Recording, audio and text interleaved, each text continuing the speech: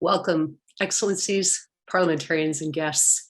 Bienvenue, chers invités distingués. Today, we have the opportunity and privilege to gain insights from the personal reflections of the Honourable Stockwell Day on life unmasked, hope for the future with lessons from the past. My name is Darlene McLean. My Christian Embassy colleagues and I are pleased to offer this event for you today. The Christian Embassy of Canada, for those of you who are not familiar, is one of 10 Christian embassies around the world that exist to connect and facilitate trusted relationships with parliamentary, diplomatic, and professional leaders. Whether it's through presentations like this one, personal interactions, business tours, or other initiatives, we seek to inspire leaders with the person and the values of Jesus. We love to do this in person, and like you, we look forward to seeing you all face to face again very soon. Today, we anticipate having with us diplomatic leaders from all continents, parliamentarians from across Canada, and professional leaders from many sectors. Our format today is a presentation followed by question and answer. We're happy to have Mr. Mark Newcomb verbalizing your questions to the Honourable Stockwell Day. Mark has worked as an international trade negotiator for much of his career as federal public servant. His work has included negotiating CETA, the Trans-Pacific Partnership Agreement, and NAFTA, both the original and the recent negotiation. He teaches ESL to diplomats with the Christian Embassy, and he loves to travel, as you'll soon see. So now, it is my honor to introduce to you the Honourable Stockwell Day. Elected 9 times provincially and federally, leader of the official opposition in Ottawa, serving in 6 different ministerial roles throughout his time in politics, including the Minister of International Trade. Mr. Day understands very well what it means to be in the public eye. Working as a consultant and public speaker, since choosing to leave his political life, Stockwell continues to be committed to serving his fellow citizens. He is a marathon runner and ocean kayaker who enjoys spending time with his wife, Val, his children, and his 14 grandchildren. Thanks, Darlene. Great to see you. And I know there's a lot of people watching, especially in the diplomatic corps. It's great to be with you all. I'd like just to take a minute just to thank Christian Embassy, the work that you folks have done over the years. It's phenomenal, really. Christian Embassy has been around for a good number of years, and reaching out to parliamentarians and the people in the ambassadorial corps, people of all faiths, I might add. I know there's a direct emphasis, quite rightly, in terms of our Christian faith. So many times over the years, I can tell you, Darlene and others, that you've been there, different people involved in the organization, been there at special times for people in need in the parliamentary community and in the ambassadorial community. And it's meant a lot that you accept all people, love all people, and are there for guidance and for comfort. So great work that you do at the Christian Embassy, and all the best as you continue. I have to say, I kind of miss being at an event of yours, because when you're there, you can actually see all the ambassadors and see the parliamentarians and the others. It's a cliche to say, these are interesting times. This is a time and era really like no other that the world has seen. I mean, any time in history, of course, is a new and unique time. But this, with the pandemic, the fact that we have the media capability, all of us around the world, all peoples around the world have that capability to see exactly what's going on in every country, to get the hourly reports of what's happening. There's a lot of anxiety still out there. There's progress being made, a lot of fear out there, added to the normal fears that seem to confront us in our daily lives. And every time we turn on television, turn on our social media, there it is, masks everywhere, the whole world masked. It's a time like we just have never seen before. I mean, in our culture, we know what it is to see masks in our culture. Even with my kids, with my grandkids, masks have been a part of our culture. If you follow, as some of you I think would do, your kids or your grandkids, the Marvel Comics routine, all the masked heroes and heroines, and whether it's Cassandra Cain or whether it's Batman or Batwoman or whoever it might be, Spider-Man, people have masks. We've grown up with that in our culture. We go back further than that to, the Dark Ages when I was younger, and you had the Darth Vaders all masked up, and you had Zorro, and we go even further back. Shakespeare, of course, many of his plays having masks and him reflecting that really all the world is a stage. But this isn't just the masking is not unique to Western culture by any means. When you think about it, China in their culture and in their theater, going back, to the Song dynasty, back to the 12th century, the Peking mask, as they were called.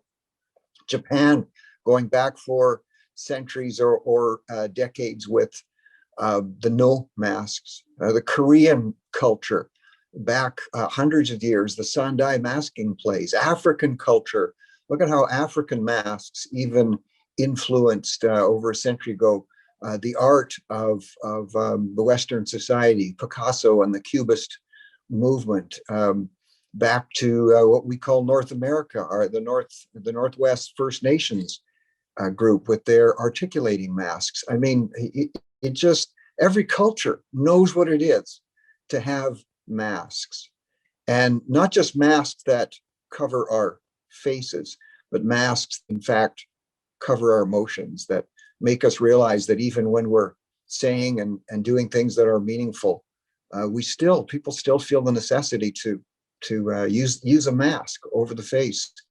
I think we can all recall Maya Angelou, and when she reflects on Paul Dunbar's famous iconic poem and poetry from over a century ago, The Mask, and she talks about how we wear the mask that grins and lies. It hides our cheeks and shades our eyes. We are all in every society familiar with masks and the fact that we use them. Masks hide things, and that's not always bad. The fact that masks hide things, sometimes it's good to hide things in terms of putting a mask of emotion on ourselves. There's times we mask our emotions with our kids. Maybe times we'd like to do more than just hug them when they're driving us a little bit crazy, or times that we're about to surprise them with a gift. We'll temporarily mask our emotions. Masks can be good. Masks can also not be so good. But those of you who have ever gambled, I'll confess to a little bit of that way back in my misspent youth. The gambler at the table gets dealt the card that she was hoping for, gets that ace of spades, but the poker face is on, and so things are masked. You can look at negotiating tables. I can remember many times international trade, being around a negotiating table. You're talking about trying to get the best deals for your country. You don't want to let everybody see what you're thinking and give your position away, but you're sitting there at that negotiating table. In a way, you're wearing a mask. Sometimes we wear those masks when we have these international relations. Sometimes they serve a person and a purpose, and other times they don't.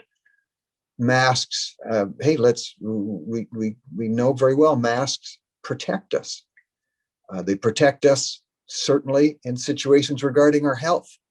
They protect us in sports. If you've played hockey as a goalie, especially, you wear that goalie mask.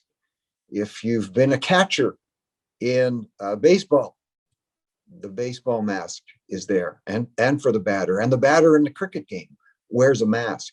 If you've ever taken up fencing, and I mean the sport, not the job, masks can be protective. Masks actually can be helpful at times, but masks can also impair us.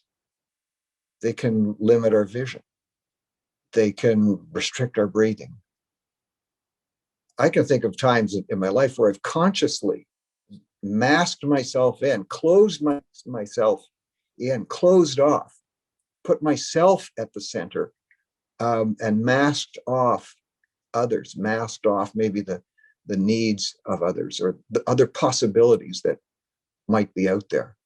So masks can actually impair us. And I can think of a time in a place earlier in my life in younger years where I actually masked off the possibility that that God could be there, that there could be a loving God. And I did that because really I wanted to put myself at the center, of the situation, master of my own destiny, I guess you could call it. And in doing that, I actually masked myself off from the divine truth about a loving God.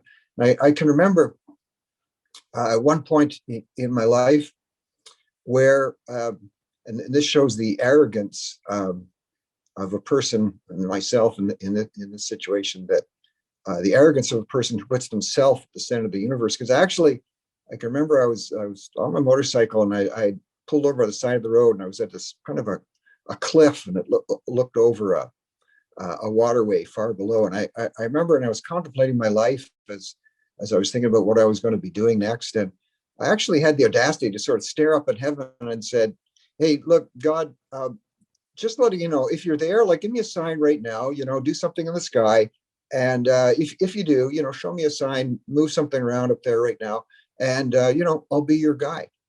And I think, I've thought many times later in life, the audacity of that. I mean, here I was under an amazing sky with more stars that can be named, and an incredible universe, and all of the world around me in such amazing display of God's creativeness. And then I got the nerve to say, "Hey, show yourself, and you might be fortunate enough to have me on your team."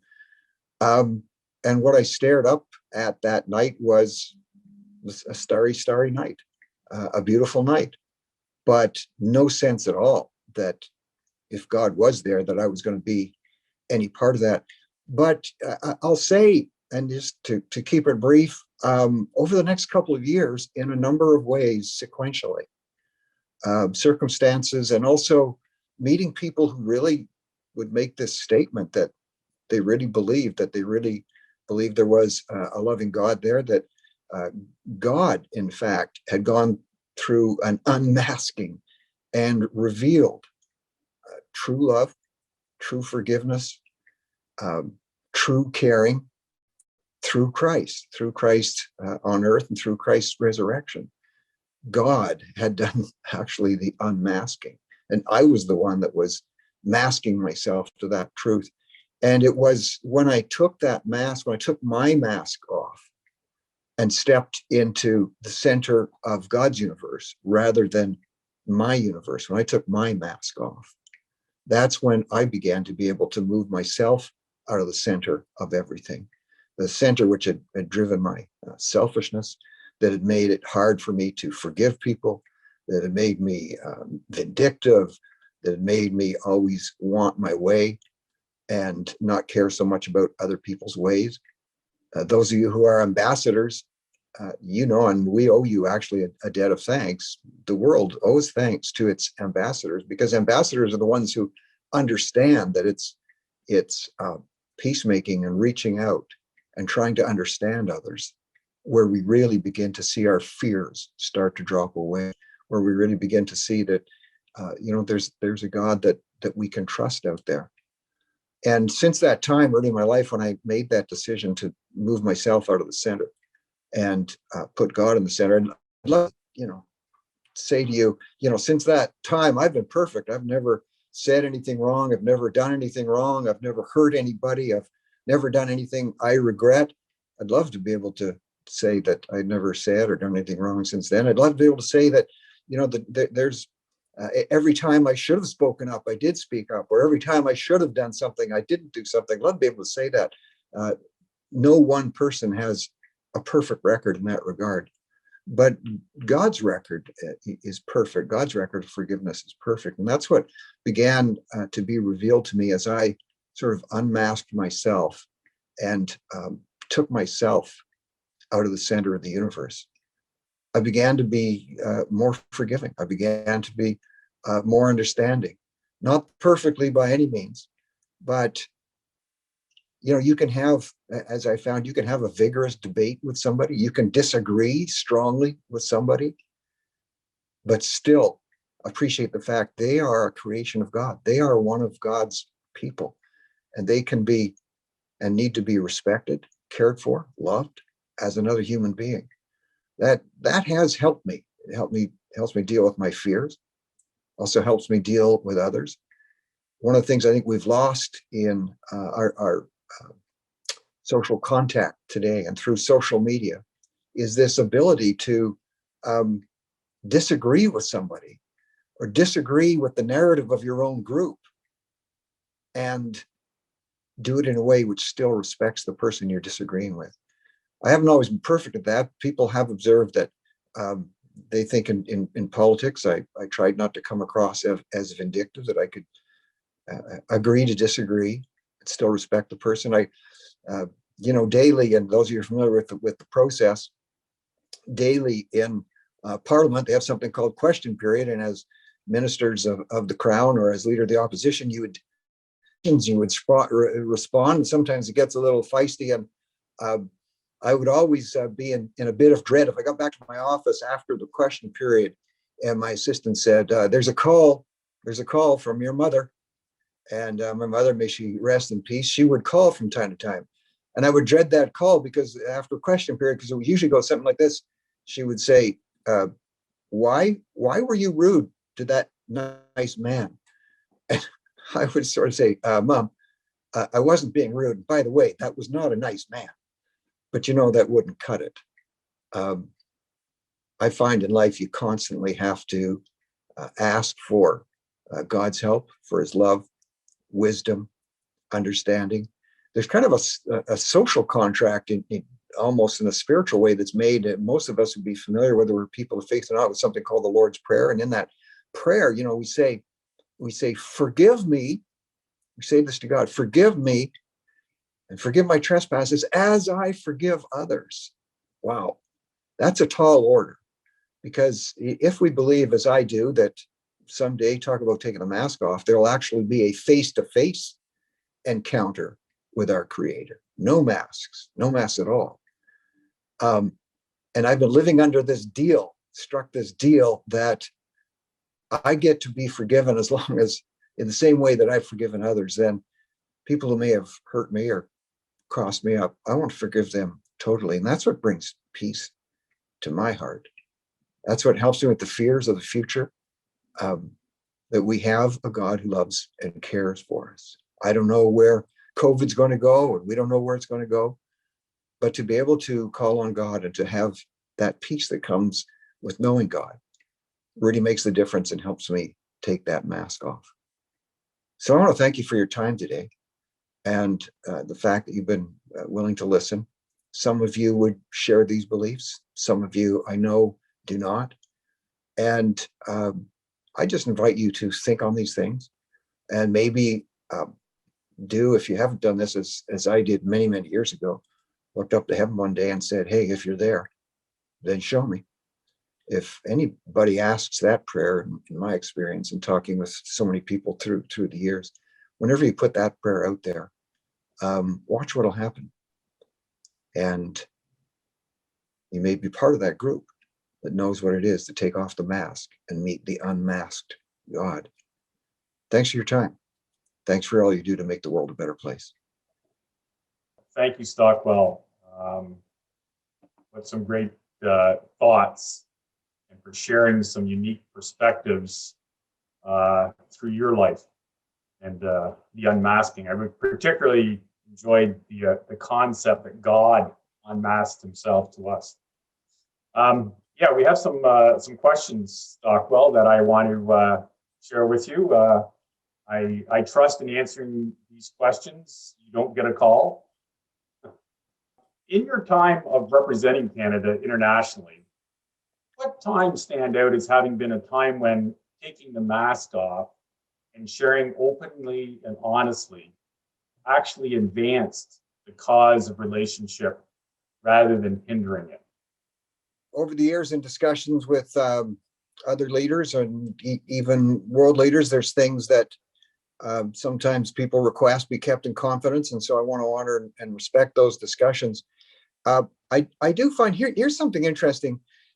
There's so many great people, of course, that are available to us as ministers to advise and to give us our briefings and things like that. And that's certainly the case with international trade and with foreign affairs, as it was called then. And one of the things that would, I kind of smiled at, because here's what I remember when they would say, if you're going to China, and I've been able to meet the leaders of China, the presidents and others, and have in-depth and private discussions with them, sometimes on my own, other times with the former Prime Minister, Stephen Harper there. And we were always told in the briefings, one thing you want to avoid, don't humiliate Chinese leaders in public. They don't like that. And my response was always, well, of course, I wouldn't do that. And by the way, which leaders in the world do like being humiliated in public? I said, that doesn't sound strange to me. Nobody likes that. But I can tell you, what really helped to advance discussions was really being open, taking the mask off. Now, sometimes it would be in the private discussions, and sharing differences, let's say about human rights, sharing differences about democracy itself, sharing differences about faith.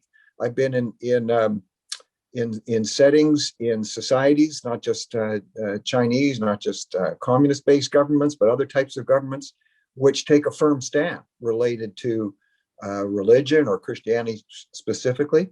But I find that being open and sharing along those lines respectfully actually would help to advance the cause, but also listening to them, giving time and respect, not having to agree with everything, but showing respect back. So I think it is one of those things in life where you will, or oftentimes, not always, you will receive back in the way you gave out. Show people respect, be open and honest with them, listen to them, and I find the masks have a tendency to come off.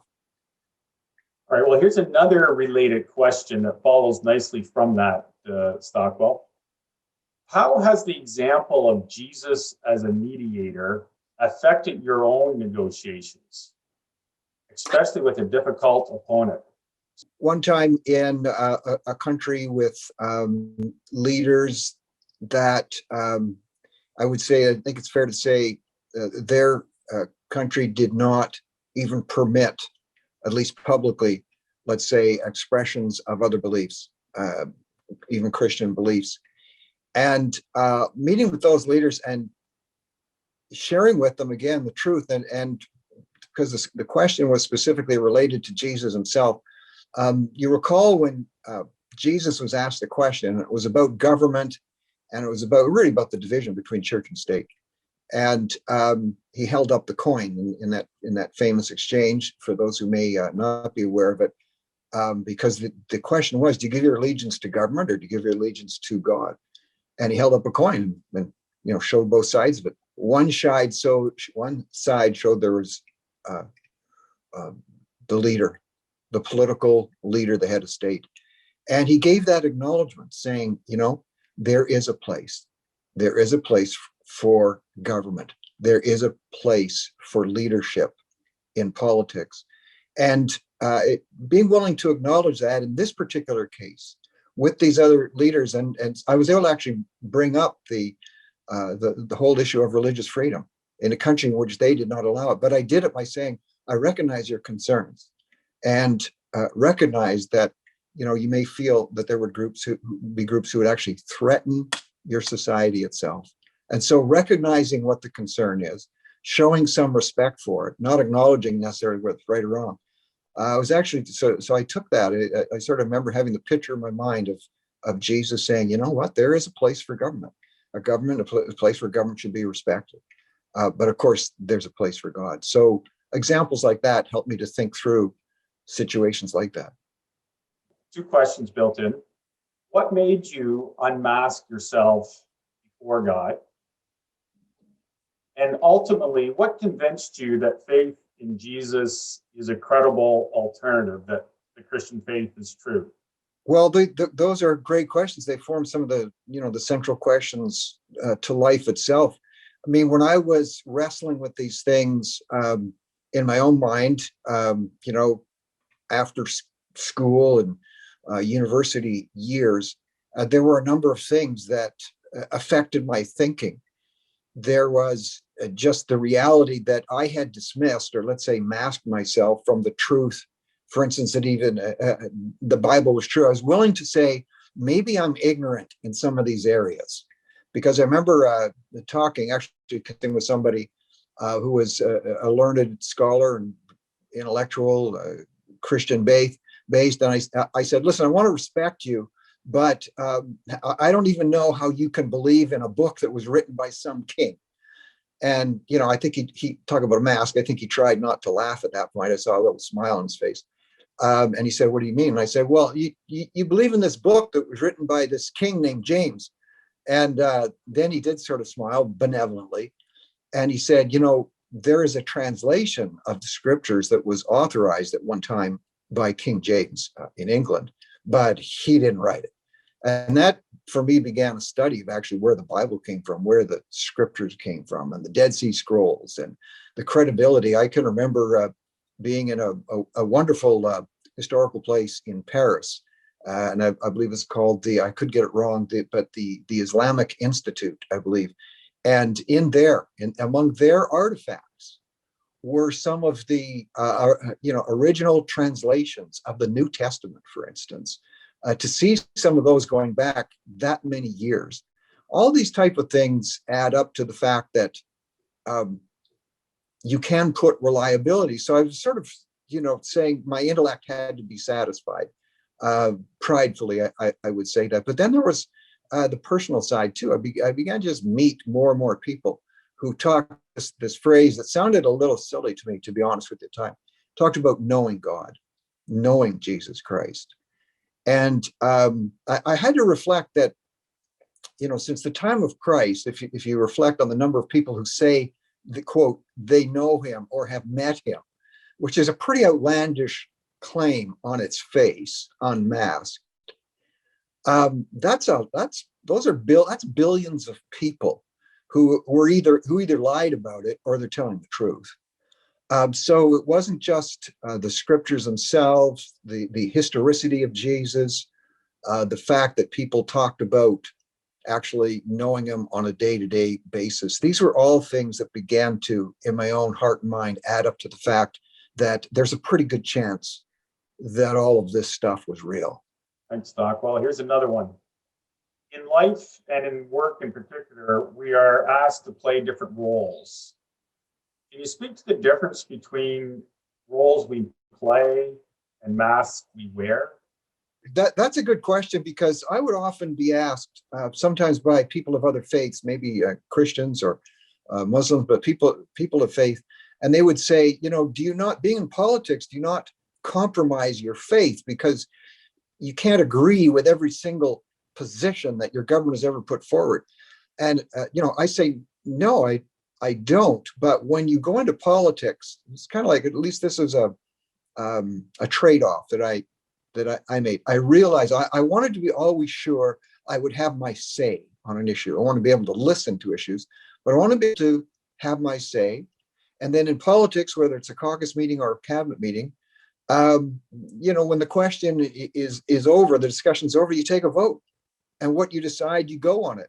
I can remember one time, let's get, really on the basics. Maybe this doesn't sound spiritual, but going back to taxes, because Jesus talked about taxes. One of the governments I was involved in proposed a tax increase. Now, I was very much opposed to that. I thought it would be a disincentive. I had all my reasons, and I lost the vote on it. So was I compromising by, not running from the room and saying there's no way I'm supporting that tax hike? And my answer was no. I had been open. I had been honest. I had been able to share my difference. And as agreeing to be part of that team, I went with the decision. It could be called a mask in ways. Ambassadors, in a good way, have masks because they can't. An ambassador, she isn't able to always say exactly what she feels about the decision of her government back home. An ambassador in Ottawa. Is that compromising? No. Somewhere along the way, she made a decision that she felt she could represent. And I'm sure that in discussions with her government, she would very clearly state her differences and then go with what the agreement was. I have never been asked to do something that would directly compromise my faith or compromise a vital spiritual element of my faith. So in that context, I could continue and I can carry on. And I believe that's one of the challenges we're having in society today is we're so entrenched in our own groups. Add to that the anonymity that comes with social media, for instance, on Twitter, and I'm on Twitter, but the fact that people are able to be anonymous allows for a type of discourse that is often anger-filled, I would say hate-filled at times, that can often be tremendously accusatory, insulting of people, derogatory. We hear very tragic cases. Sometimes it's with young people who've even taken their own lives because it's so vicious out there in what we call the Twitterverse. And a lot of that comes from the fact that people are able to put on a mask and then do not allow others to express their views. So it's very important that, as I just said, not just in a cabinet setting or a caucus setting, but in our society, we have to allow people to express themselves, even if we do not agree at all, especially if it's people who are going against our narrative. Once we start to take away that right and that ability, things become more entrenched, become more tribal, become more aggressive. And we have to always be careful about that. So maybe a follow-up question that I see that ties in nicely, Stockwell, is, are we becoming more or less civil in our current acceptance of all cultures and worldviews? Well, unfortunately, and this is my perspective, I think we were becoming less civil. We've moved away. I can remember, and I've seen the change. It's been fairly dramatic over a period of time. And if you look at the time of span and what we would call constitutional rights of freedom of expression that evolved, let's say, over the last 2 or 3 centuries, it's been a relatively short period of time that the broader body politic and the media that is its underpinning is becoming so swiftly and angrily dismissive of other views. That's always been, of course, there's always people getting in heated arguments.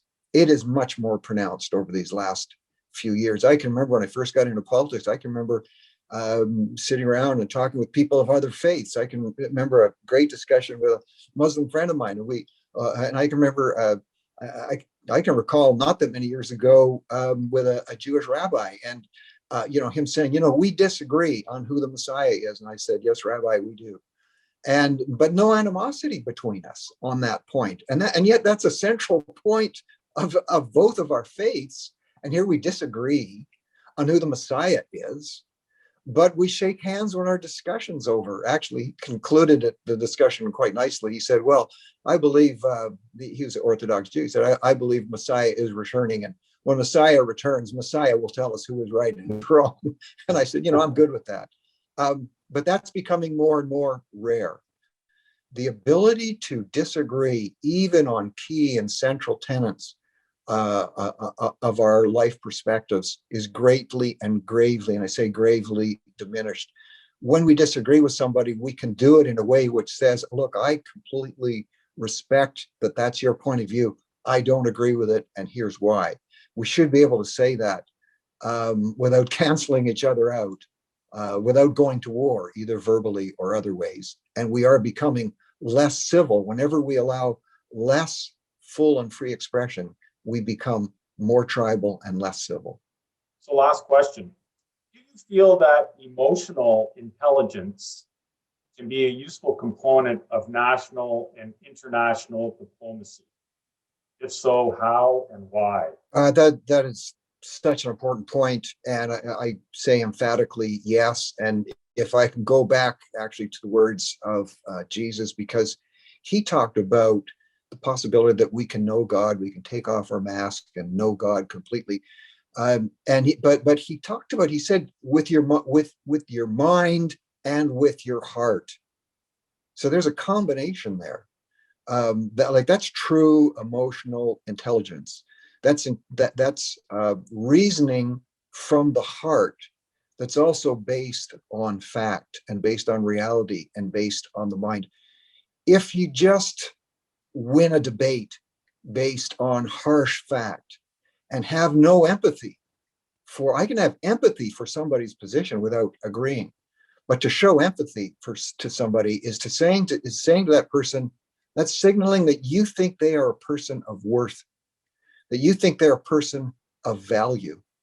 And I can and have disagreed with people on the largest and most extreme of questions, yet still work to get across that message that they are a person of value and of worth. And these things are worth discussing. So emotional intelligence and putting our senses on that is very important. People need to sense that. And any final comments, remarks that you want to leave us with, Stockwell? Well, I thank each person for their time. And all I can do is encourage people to reflect, as I have, however imperfectly, that we are imperfect creatures. We are imperfect beings. And when we're willing to take off our masks before a perfectly loving God and draw closer to God through that love, we actually, as human beings, will draw closer to each other. So I leave that thought for everybody's consideration. And thank you so much for your time. Well, I want to thank you, Stockwell, both personally and also from Christian Embassy, and for the participants for your time, for opening yourself up and unmasking yourself before us. Not easy in a group where we can't even see each other necessarily in face because of Zoom. But I just want to thank you and for your service to Canada and to people that you've rubbed shoulders with. So thank you, Stockwell. And we continue to follow with interest where God takes you. Thanks for your service also, and to everybody who's on this conference. Thank you. Thank you so very much, Mark, for your presence and participation with us today. We're grateful for your service to Canada and international leaders throughout your career.